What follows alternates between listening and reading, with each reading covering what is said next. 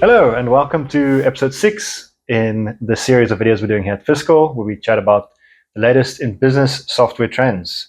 And today, I've got Jaco here with me again, our CEO. Welcome. Thank you, Aiku. Thank you for joining me again. And today, we're going to be talking about establishing a single source of truth between sales, financials, and inventory, and how a business tech stack can actually lead to confusion. So, let's jump right in. Could you tell me about an example where you have seen something like that happen before? 100%. Aiku, I think let's take a step backwards and maybe to your first point of creating a single source of truth.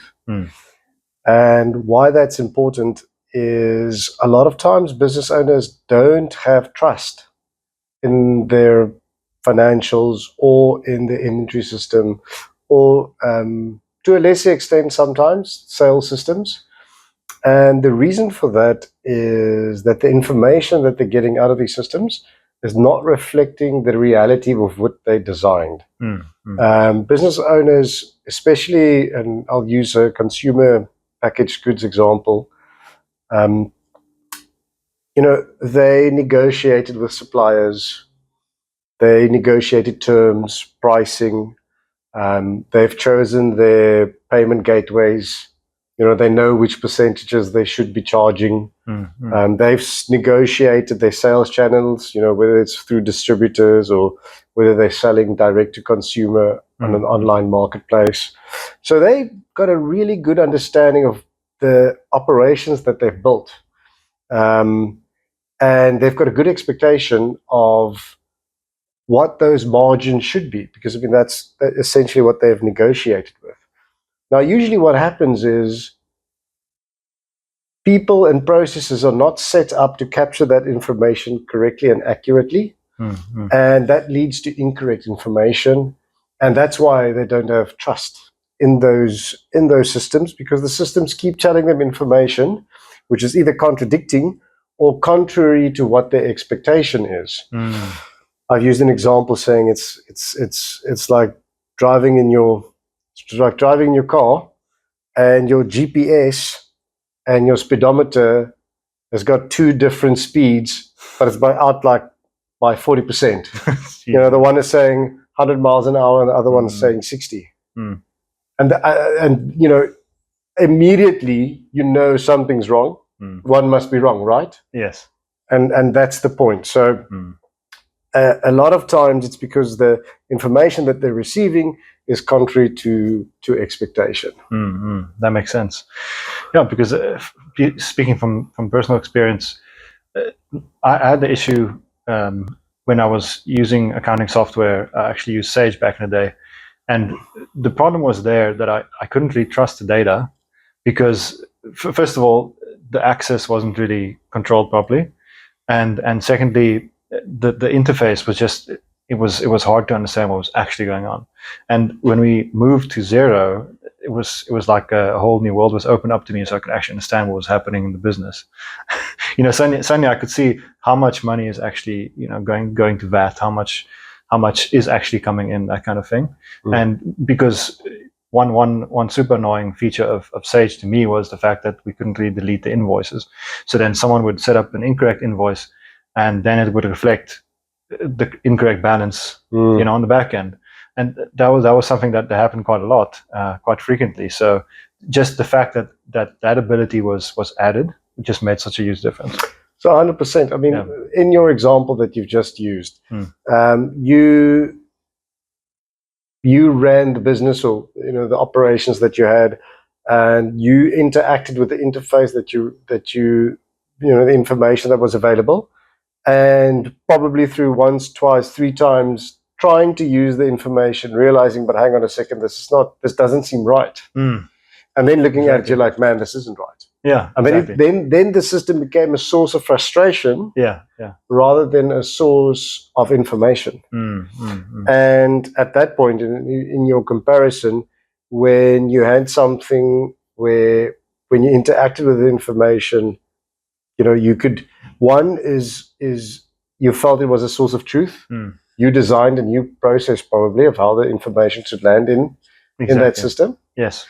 And now that when you interact with it, you could analyze and you could dive deeper. And that's really where the power is. So the power within this is that you have to start with a source of truth. Yes. Yeah. And to get a source of truth is you have to design a process on top of your operations that collects information in the right way at the right time, that builds a data set that you can interact with to make decisions on. So you have to start with a source of truth. Yeah. In many cases, for consumer packaged goods businesses, we recommend the inventory system. Really, the inventory system. We use Cin7 Core a lot, and the inventory system becomes that source of truth, built around the operations. So as I described, you've got your agreements with your suppliers, you've got your payment terms with your suppliers, you've got the minimum order quantities. All that information has to be captured in the inventory management system. Who's your shipping, which shipping companies you're using. You have a good idea of what tariffs should be applied, but who knows? You can keep up these days. Yeah. Who your channels are that you're selling into, and you know what the margins are. Yes. So that information firstly needs to be captured in your inventory management system, and then its ongoing operations. You need to ensure that information is validated and tested and consistently updated and kept relevant. Yes. And that becomes your inventory and sales source of truth. So then what we do is we use information, automated integrations between, whether it is your sales channels, whether it's Amazon, or if you direct to consumer, it's a Shopify integration, whatever that integration is. That information, as soon as a transaction happens, it's duplicated into your inventory system. Amazing. So now you already know that there's your inventory management system as a source of truth. It compares to your sales system and your sales channel. So now if you think about analyzing your financials, you would say sales and cost of goods sold and inventory and indirect cost, that's dealt with. Because you've already built a system that captures that information automatically. And then we use another integration that pushes that information into your financials. Okay. And there's a myriad of ways that you can do that. But the point being is that system becomes your source of truth. And then what we do is any analysis that you want to do on like sales channel profitability, high turnover, high margin goods, low turnover, low margin goods, we do that on the inventory system. And we extract that information, and then our decision making is also based on that source of truth. That's amazing. That sounds like the ideal situation, because I've worked with so many e-commerce clients over the years that have basically been raw dogging WooCommerce. So there's no connection between their online store and their accounting software, first of all, and there's also no connection between that and the inventory. So many people, it's actually surprising how many people still do it that way, is manually capture how much inventory they have based on what's going on in their WooCommerce store. So there's no automation there. Someone actually has to sit and put in the effort, and then actually figure out if what they're doing is correct. So in this day and age, if there's any person that's duplicating information from one system to the next, that's a process that needs to be amended. That's an opportunity for automation right there. Exactly. Yeah. There's so many ways of getting that information in the right place. I'm not talking about initial capture. Essentially, with this new age of AI agents, we're hoping to see a lot of that was also automated. The initial capture, that initial data entry. But if somewhere down the pipeline, if someone is duplicating information manually, that there's an opportunity for automation that exists right there. Yeah, that's one of the most powerful uses for AI that I can see happening. 100%. So what we also do is we do an audit report. So integrations exist and automations exist, and they're there to ensure that the information flows seamlessly and there's no duplication of effort. but things go wrong with these integrations, and a lot of our work is to design the systems, make it as efficient as possible, and then keep it running. The third option is ensuring that we run an audit report where we compare that information, ensure it's consistently staying accurate, and it's presenting it's basically validation of the source of truth. Yes. So you're consistently ensuring that the database that you're interacting with is accurate. There's an audit needed for that. But we've automated a lot of that audit procedure as well. But then we compare and say, is there any data validation issues that needs to be amended? And what usually the problem is we find that there's a person that entered information or bypassed a process upstream. Yes.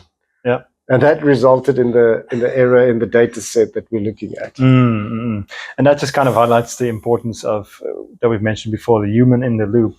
With everyone's had a computer breakdown or computer crash, or an app has crashed. It's doing something that's not supposed to.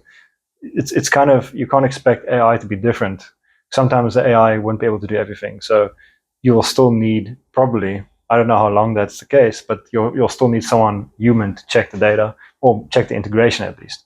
Make sure the stuff is actually connected. Like, as you said, because it breaks down sometimes, you need to maintain it.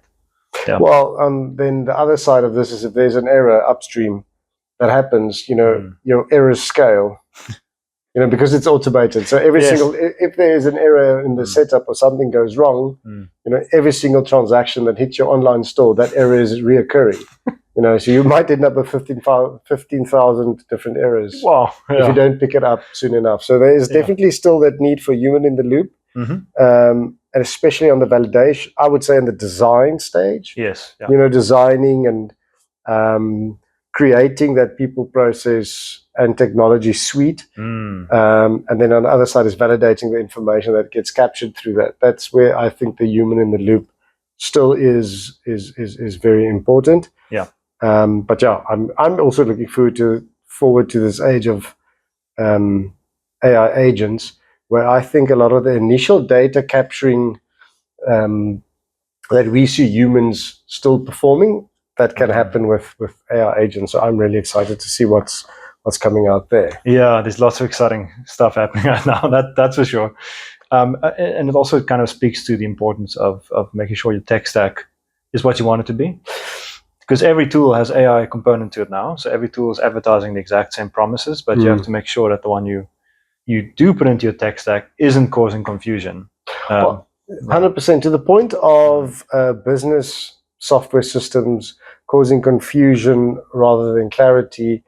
And as the example you've just used, I would compare it to the same way. If you imagine you're driving in a car and three things are shouting different speeds at you. And which one do you believe? And it's a dangerous situation. And it's a dangerous situation. How do you make a decision? Yeah, not more dangerous than a business going in the wrong direction. Pretty much the same amount of danger. Pretty much the same amount of danger. Yeah. So in that scenario, it usually means that it's not well designed as a whole. It usually happens when you start off.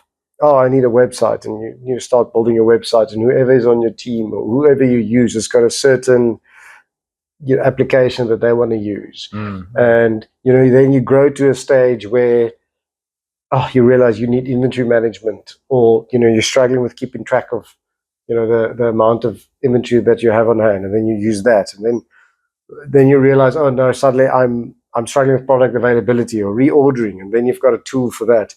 So it's kind of like this growing pains that result in different tools, but they weren't well thought out from the get-go. Yeah. So that's why I say a lot of times is they work independently, but they weren't designed as a whole. If you to use the car example again, if you think about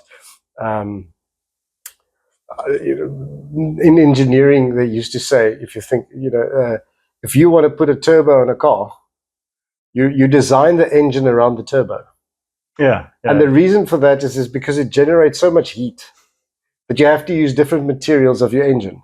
you can't just take a standard engine and and suddenly increase the compression ratios, and so you have to. So the joke is you design your engine around your turbo. That makes sense. And that is the approach. The philosophy that we've adopted when we look at projects for people, process, and technology is to say that let's take a whole holistic view of everything that we're looking at. What is the operations? What is the operations that's core? What makes sense? What is the true nature of this business? What are the few things that we want to look out for? Okay, understand that very well. And then we look at the end and say, who's our stakeholders? What's the reporting? What's the reporting requirements? And then we say, okay, now we design a people, process, and technology suite that services that one attaches onto the operations and then delivers on the reporting requirements for the different levels. Marketing has got a different reporting requirement than shareholders. Then the executives have got a very different reporting requirement. So it really is about taking a holistic approach in designing that business software suite so that it doesn't create that confusion. That makes a lot of sense to me. To take another example from the marketing world, so you have all these different digital advertising tools like Facebook, Meta, Google Ads, all those different platforms with their changing brands. But so you've got all these different platforms where you're trying to run campaigns, and then there's a lot of data, and then people realize that there's obviously a gap there, because now you have to go to all these different platforms to see how your campaign is actually doing.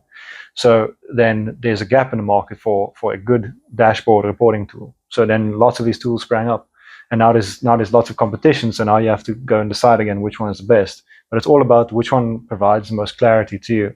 And Google has actually been good with that. It used to be Data Studio, but now Google Looker is now actually good again. At one point, it wasn't so nice to me to use, but now you can pull in all these different platforms quite easily and get a good idea of your data. And I think that kind of transfers over into business as well. You want to make sure that the business reporting software does the same thing. Just make sure it's set up correctly.